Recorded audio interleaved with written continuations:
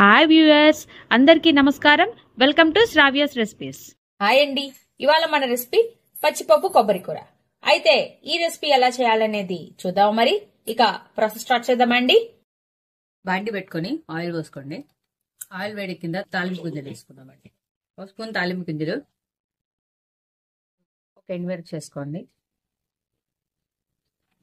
Gold shade వచ్చేదాకా వేయించుకుందామండి. మొత్తం కూడా గోల్డ్ షేడ్ వచ్చేగానే ఉల్లిపాయలు, పచ్చిమిరపకాయలు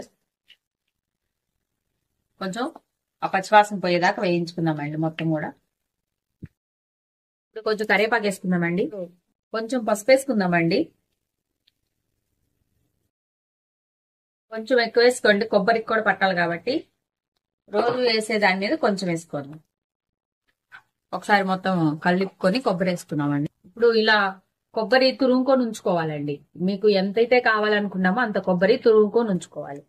దీంట్లో వేసేసుకొని